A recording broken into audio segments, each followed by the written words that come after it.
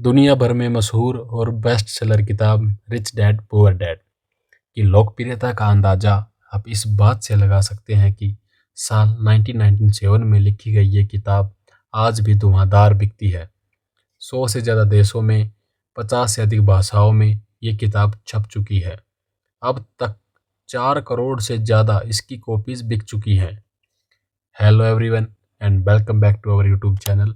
आज हम बात करेंगे रिच डैड और पुअर डैड के 5 मोस्ट इम्पोर्टेंट लेसन के बारे में। तो चलो शुरू करते हैं। दुनिया भर में मशहूर और बेस्ट सेलर किताब रिच डैड पुअर डैड के बारे में बहुत सारे लोगों ने सुन रखा होगा। इसके बारे में आमतौर पर कहा जाता है कि आप अमीर बनना चाहते हैं तो सबसे पहले इस किताब को पढ़ना चाहिए। अमेरिकन बिजनेसमैन रॉबर्ट कियोसाकी ने इस किताब को 25 साल पहले लिखा था, लेकिन इसकी लोकप्रियता आज भी उतनी ही है या फिर ये माने कि इसकी लोकप्रियता बढ़ती जा रही है। इस किताब की लोकप्रियता का अंदाजा आप इस बात से लगा सकते हैं कि साल 1997 में लिखी गई ये किताब आज भी धुआंधार बिकती है। 100 से ज़्यादा देशों में 50 से अधिक भाषाओं में ये किताब छप चुकी है। अब तक 4 करोड़ से ज़्यादा इसकी कॉपीज बिक चुकी हैं। इस किताब में कियोसाकी ने 2 पिताओं के बारे में बात की है। एक को अपने खुद के पिता के बारे में और दूसरे एक अपने बेस्ट फ्रेंड के पिता के बारे में। कियोसाकी बताते हैं उनके पिताजी पीएचडी थे, जो इस किताब में पुअर डैड हैं। दूसरे उनके बेस्ट फ्रेंड के पिताजी एक बिजनेसमैन हैं, जो इस किताब में रिच डैड हैं। इस कहानी के जरिए कियोसाकी अमीर बनने की सोच को आगे बढ़ाते हैं। आइए जानते हैं इस किताब से लिखी जाने वाली 5 बातें जिनसे लाखों लोगों की ज़िंदगी बदली है। Find opportunity and face challenge. Kiyosaki की जो पहली सीख है वो ये है कि चैलेंज से दूर नहीं भागना चाहिए, बल्कि उन्हें एक अपॉर्चुनिटी के रूप में देखना और बदलना चाहिए। मिडिल क्लास फैमिली शुरू से ही अपने बच्चों को सिखाते हैं कि ये चीज़ हम अफोर्ड नहीं कर सकते, वो चीज़ हम अफोर्ड नहीं कर सकते। लिहाजा बच्चों को बचपन से ही लगता है कि ऐसी बहुत सी चीज़ें हैं जो उनकी पहुंच से दूर हैं।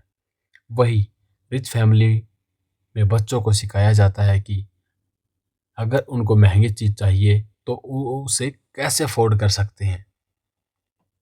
अगर आप खुद ही किसी चीज़ को बोलते हैं कि मैं अफोर्ड नहीं कर सकते, तो आप उसकी संभावना ही ख़त्म कर देते हैं और उसके बारे में सोचना भी छोड़ देते हैं। वहीं जब आप सोचते हैं कि मैं इसे कैसे अफोर्ड करूँगा, तो आपका दिमाग भी खुद को फोर्स करने लगता है, नए नए रास्ते खोजने लगता है। एज रिजल्ट आप उस चीज़ को पा लेते हैं और खुद के लिए वेल्थ भी क्रिएट कर पाते हैं। Focus on investing. कियोसाकी बताते हैं उनके पिता भले ही पीएचडी थे, लेकिन मंथ एंड में उनके पास ज़्यादा पैसे नहीं बचते थे। वही उनके दोस्त के पिता यानी रिच डैड हाई स्कूल तक पढ़े थे, लेकिन उनका सारा फोकस एसेट्स बनाने और एक्वायर करने पर होता था। उसकी वो सारी जानकारी रखते थे। जैसे मान लीजिए आप 1 लाख रुपए महीना कमाते हैं और 5,000 रुपये बचाते हैं। वहीं दूसरा 50,000 कमाता है, लेकिन अपनी इनकम का 20 से 30% बचाता है और एसेट्स बनाता है।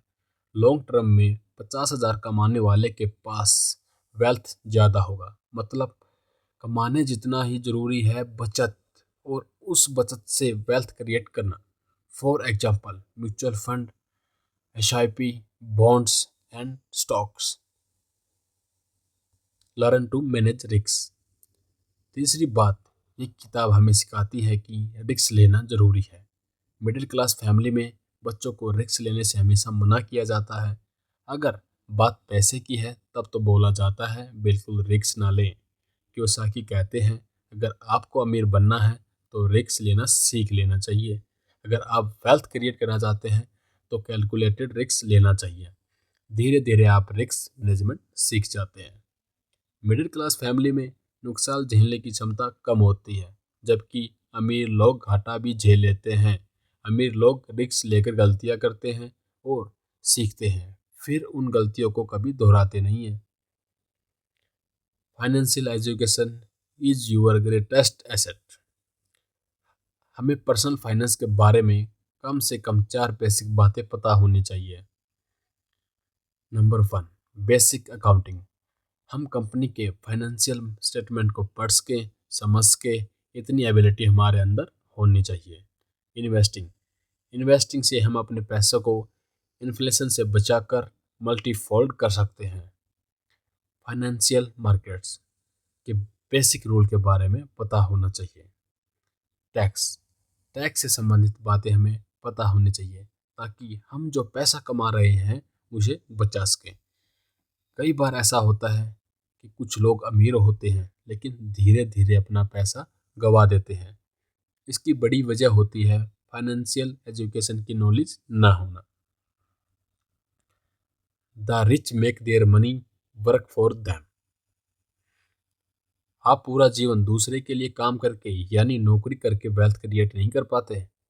एक कर्मचारी अपनी मेहनत एक महीने की सैलरी के लिए खर्च करता है, वही एम्प्लॉयर कंपनी को जितनी सैलरी देता है उससे कई गुना निकालने पर फोकस रखता है। लिहाजा नौकरी में आदमी जो कमाता है वो उसकी असल वैल्यू से हमेशा कम होती है। जब आप अपना खुद का बिजनेस करते हैं या खुद के लिए काम करते हैं तो आपकी आय में दूसरे का हिस्सा नहीं होता है। आय पर कोई लिमिट नहीं होती है। आप जितना कमाएंगे उतना ज़्यादा सेव कर पाएंगे, जितना सेव करेंगे उतना ज़्यादा इन्वेस्ट और एसेट एक्वायर कर पाएंगे और इतना ही ज़्यादा वेल्थ क्रिएट कर पाएंगे। जरूरी नहीं है कि ऊपर लिखी बातें आपके जीवन पर लागू हो। टाइम, कंडीशन और माहौल के हिसाब से चीज़ें अलग अलग होती हैं। बस हम इस किताब से प्रेरणा ले सकते हैं जो हम आगे बढ़ने में मदद कर सके।